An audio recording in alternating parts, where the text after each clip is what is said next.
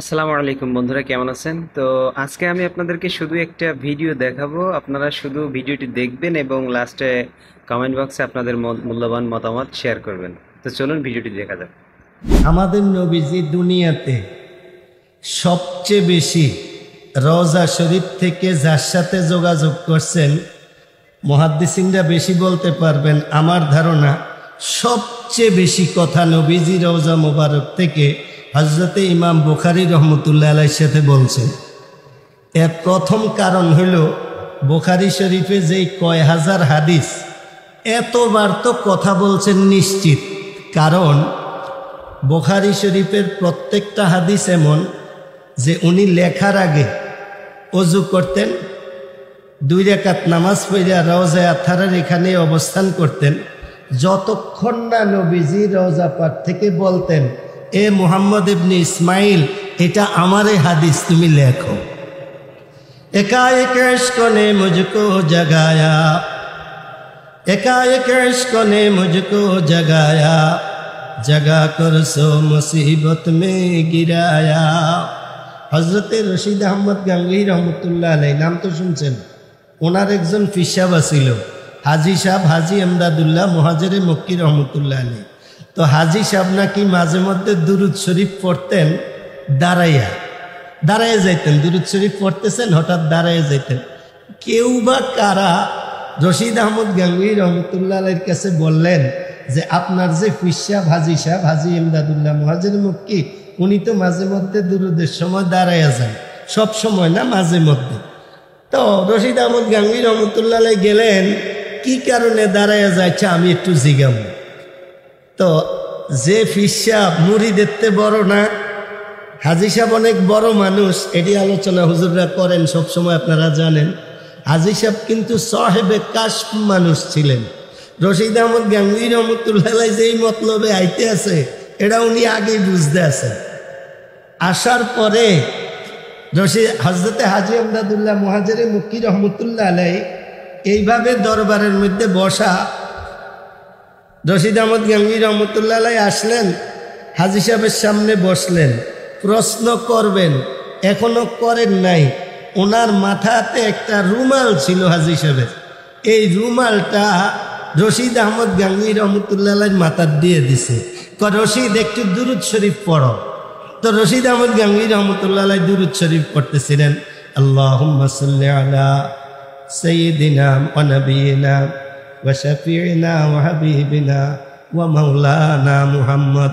এটা বলার সাথে সাথে রশিদ আহমদ গাঙ্গুহি রহমতুল্লাহ আলাইহি দাঁড়ায় গেছেন এবং যতক্ষণ দুরুদ পড়তেছেন উনি দাঁড়াইই রইছেন। রশিদ আহমদ গাঙ্গুহি হাজি এমদাদুল্লাহ মুহাজিরে মক্কি রহমতুল্লাহ আলাইহি রুমালটা টান দিয়ে নিয়ে গেছেন, তখন আবার বইসা পড়ছে। কয় কি ব্যাপার রশিদ আহমদ, একটু দাঁড়াইয়া পড়লা, আবার এখন যে বইসা পড়ছো, এটা কারণ কি?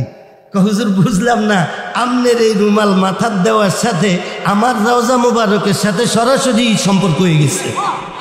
তো কয়েম বকদমি জেবি এক কদম, যে গায়বত মদদমি রসদম বদম। আমার একজন উস্তাদ ছিলেন, আমি ওনার কাছে বুখারী শরীফ পড়ি নাই, ওনার নাম আব্দুল মুমিন। আসরের পরে যিনি বয়ান করছেন শেখ আহমদ দামত বারাকাতুহুম, এই উনি যার কাছে বুখারী শরীফ পড়ছেন, আমার ওই উস্তাদ আব্দুল মুমিন সাহেব রহমতুল্লাহ আলাইহি, উনি ওই হুজুরের কাছে আব্দুল কয়িম সাহেব, যিনি হাটহাজারী মাদ্রাসার মুহাদ্দিস ছিলেন, ওনার কাছে পড়ছেন। এই আমার উস্তাদ আব্দুল মুমিন সাহেব উজানি মাদ্রাসার শাইখুল হাদিস, উনি ইন্তেকাল করছেন উজানি মাদ্রাসায় বুখারী শরীফ পড়ানো অবস্থায়। ওনার ইন্তেকালের পরে ওনার ছেলে খুব অপেক্ষায় ছিল যে আরে আব্বা মারা গেলেন, আব্বার সাথে তো কোনো কথা হইল না। ওনার একটু ডাক্তারের কাছে নিছে, উনি আবার বলছিলেন টাকা আনছনি। তো এরপরে আর কথা হয় নাই, ওনার ইন্তেকাল হয়ে গেছে। তো উনি চিন্তায় ছিল, আব্বার সাথে একটু দেখাও হইল না, আব্বা স্বপ্নযোগে আসেনও না, আর কেন যে টাকার কথা বললেন এটাও তো বুঝি না। 1 সপ্তাহ পরে হঠাৎ ওনার ছেলে স্বপ্নে দেখে ওনার আব্বা আসছেন। আসার পরে উনি বললেন, আব্বা আপনার না ইন্তেকাল হয়ে গেছে, আপনি কই থেকে আসছেন? কয় কেন, মৃত মানুষ কি তার আত্মীয় স্বজনের সাথে দেখা করতে পারে না? আব্বা তাইলে আপনি বুঝেন আপনি যে মারা গেছেন। কয় আপনি যে মারা গেছেন, কবরে আপনার কি অবস্থা আপনার কি হয়েছে কবরে আব্বা বলেন তো।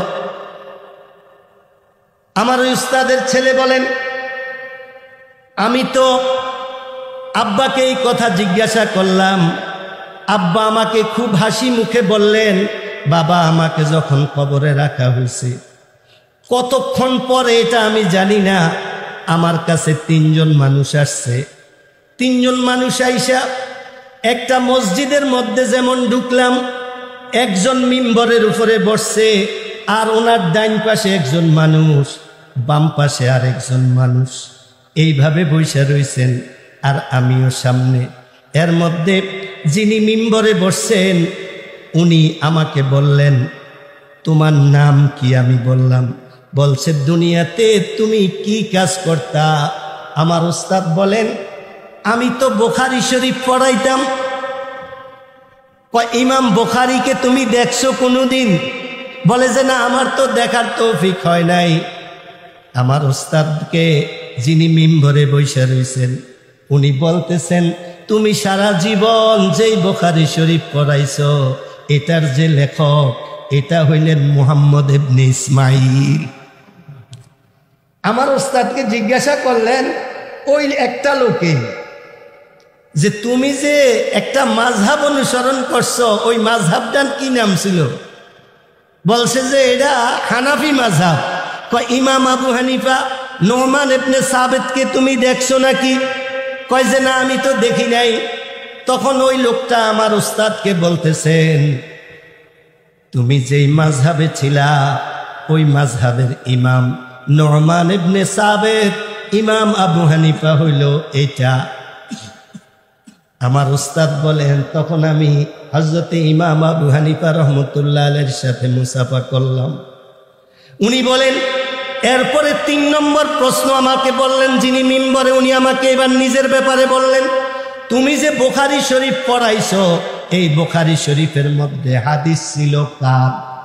আমার উস্তাদ বলেন, আমাদের প্রিয় নবী আকায়ে নামদার তাজদারে মদিনা ফখরে মওজুদাত মুহাম্মদ আরবি সাল্লাল্লাহু আলাইহি ওয়াসাল্লামের হাদিস শরীফ ছিল। ওই লোকটা বললেন, মুহাম্মদ সাল্লাল্লাহু আলাইহি ইসলামের হাদিস পড়াইলা মুহাম্মদ সাল্লাল্লাহু আলাইহি ইসলামকে দেখছো নাকি? আমার উস্তাদ বলে, না, ওনাকে তো দেখার সুযোগ আমার হয় না। ওই মিম্বরে বসা লোকটা বললেন, আমি সেই হাদিসের মালিক মুহাম্মাদুর রাসূলুল্লাহ সাল্লাল্লাহু আলাইহি ওয়াসাল্লাম। আমার উস্তাদ বলেন, এই কথা বলার সাথে সাথে আমি মিম্বরের উপরে যাইয়া জাবরায়া মুহাম্মাদুর রাসূলুল্লাহ সাল্লাল্লাহু আলাইহি ওয়াসাল্লামকে জাবরায়া ধরছি। আমার ভাইয়েরা, হাদিস শরীফ পড়ার ভাগ্য হওয়া, পড়ানের ভাগ্য হওয়া, এটি অনেক বড় ব্যাপার। এটি কেউ বুঝবো না। কিন্তু এক লোক বলতেন, দিল মেরা তসখীর কিয়া এক আরবী নে, দিল মেরা তসখীর কিয়া এক আরবী নে, মক্কি মাদানী হাশিমিও মুত্তালিবিনে। আমাদের প্রিয় নবী মুহাম্মদুর রাসূলুল্লাহ সাল্লাল্লাহু আলাইহি ইসলামের বাণী যে যেদিক দিয়া প্রচার করছে, উনি ওদিক দিয়া কিন্তু খুব প্রচার হয়ে গেছে, প্রসিদ্ধ হয়ে গেছে। হযরতে খলিল আহমদ সাহারানপুরী রহমতুল্লাহ আলাইহি হাদিসের সনদ মিলাইতে গেলে যাগো নাম লাগে। শাহ আব্দুল আজিজ রহমতুল্লাহ আলাইহি, ওনাদের নাম আসে না? কেন আসে? এরা কি বই পড়াইছে? আকডুম বাগডুম পড়াইছে? এরা বুখারী শরীফ পড়াইছে এবং হাদিসের কিতাব পড়াইছেন, যার কারণে ওনাদের নাম শ্রদ্ধার সাথে কিয়ামত পর্যন্ত মানুষ নিব এবং প্রতি মুহূর্তে দোয়ায়ে পাইতেছেন। হযরত আব্দুল আজিজ, শাহ আব্দুল আজিজ রহমতুল্লাহ আলাইহি, উনি নিঃসন্তান ছিলেন। নিঃসন্তান, সারা জীবন কানলো, বুখারী শরীফ ওনারে কই নিচে দেন। এক তো বুখারী শরীফ পড়াইতেন, উপরে উনি খুব বড় বুজুর্গ ছিলেন। উনি এই সারা জীবন কেবল দোয়া করে, আল্লাহ আমারে তো একটা ফলাফাইন দিলেন না, দেন না। আপনার কাছে তো অভাব নেই। আমরা কই না আল্লাহ আমার কাছে না অভাব, আপনার কাছে তো অভাব নাই, দেন। হযরত আব্দুল আজিজ রহমতুল্লাহ আলাইহি বলতে বলতে বয়স তো 80 পার হয়ে গেছে, ফলাফাইন তো হয় না। হঠাৎ না স্বপ্নে দেখে, তুমি তোমার অমুকের মুরিদের মাইয়া আছে একটা, এই মাইয়ারে বিয়ে করো, আল্লাহ তোমার একটা ওলি সন্তান দিবে। এখন মুরিদ হইছে জোয়ান, মুরিদের মাইয়া জোয়ান হইব না, একটারে বুড়া হইব। কারণ 80 বছরিয়া বুড়া যদি কয় মুরিদ রে, জোয়ান মুরিদ রে, তোমার বলুক মাইয়া আছে, তোমার মাইয়াকে আমার কাছে বিয়ে দাও, ফিজের চামড়া থাকবো না, কেবল মাথা মনে সব নষ্ট। ওনারা ছিলেন হিকমতি মানুষ, যে কোরআন হাদিস যত বেশি বুঝে আল্লাহ পাক ওনাদেরকে বুদ্ধি অত বেশি দেয়।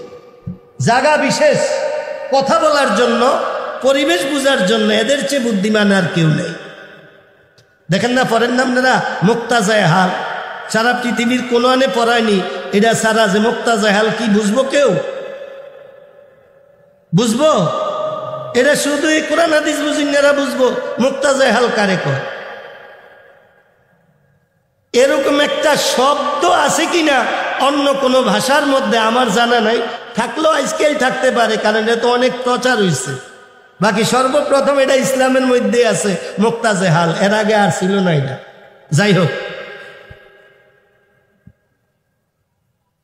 শাহ আব্দুল আজিজ রহমতুল্লাহ আলাইহি মুরিদরে ডাকলেন, এদিকে তোমার একটা কথা কমু, তুমি কিচ্ছু মনে করো না, যদি খারাপ মনে করো খারাপ মনে করো না, আমি খারাপ নিয়তেও বলি না, আর তোমার আমার কথা মানতে হইব, বা তোমার ঘরের অবস্থাও কিন্তু আমি জানি না, তুমি বসো, তোমার সাথে আমি একটু কথা বলবো। বললো এমন এমন, আমি তো স্বপ্নে দেখছি তোমার নাকি একটা মেয়ে আছে ছোট, আমার তো সন্তান হয় না, তো তুমি যদি একটু, আমার স্বপ্নে দেখলাম যে তোমার মেয়েটা বিয়ে করলে আমার আল্লাহ একটা ওলি সন্তান দিব। আসলে এই কথাটা আমি তোমাকে বলতেও কেমন লাগে, আর তোমার মেয়েকেও কি এটা বলা সম্ভব হবে কিনা, তুমি কিছু মনে করো না, খারাপ মনে করো না, তোমার কাছে খারাপ লাগলে আমারে বলে দিও, সমস্যা নেই। কিতাবের মধ্যে আছে, ওই মুরিদ বইলা উঠলেন, আমার মেয়ে যদি ভাগ্য ভালো হয়, হুজুর আপনি এত নিজকে নিজে দুর্বল ছোট মনে করেন কেন? আমার মেয়েকে আমি প্রস্তাব দিব, আমার মেয়ের ভাগ্য যদি ভালো হয় আমার মেয়ে এই প্রস্তাব গ্রহণ করব। মুরিদ বাড়িতে চলে গেলেন, যাইয়া বললেন, আমার মেয়ে তুমি এখানে আসো, আমি তোমাকে এখন একটা বিয়ের প্রস্তাব দিব, খবরদার পছন্দ হইলে হ্যাঁ বলবা, পছন্দ না হইলে কোনো খারাপ মন্তব্য করবা না, কারণ এটা যোগ শ্রেষ্ঠ এক ওলির প্রস্তাব। উনি বললেন, আমার হুজুর আব্দুল আজিজ সাহেব স্বপ্নে দেখছেন তোমাকে বিয়ে করলে ওনার একটা ওলি সন্তান হবে মা, এখন আমি হুজুরকে কি বলতে পারি বলো?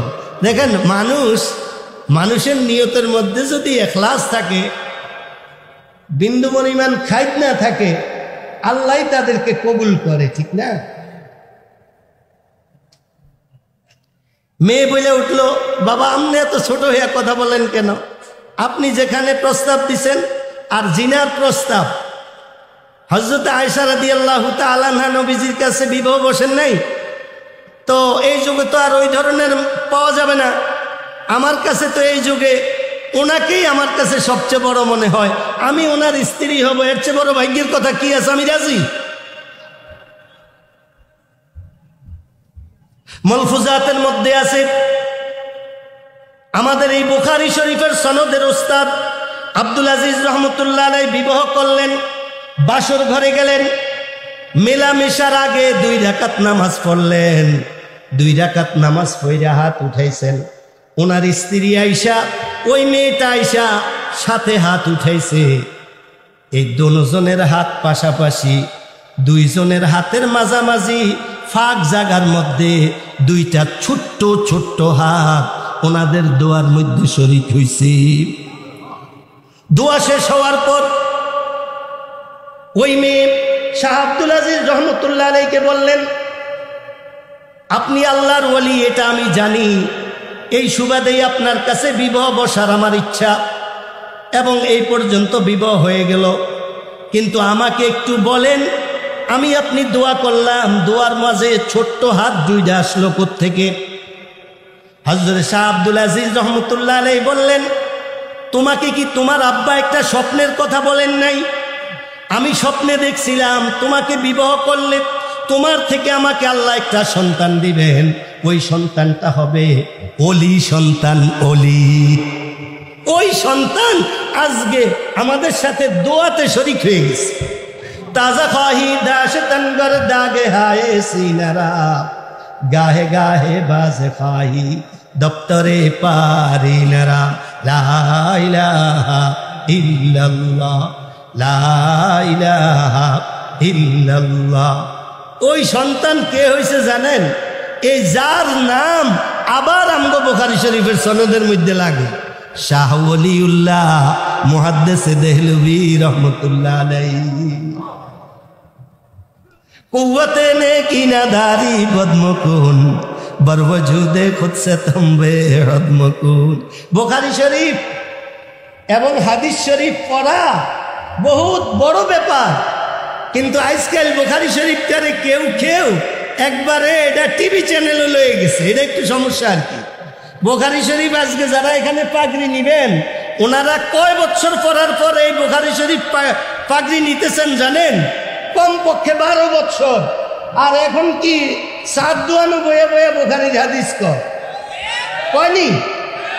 এগুলা ভাই বুদ্ধিমানের কাজ না, বেকুবের কাজ। আমাদের উস্তাদ চলে আসছেন। আসসালামু আলাইকুম ওয়া রাহমাতুল্লাহ।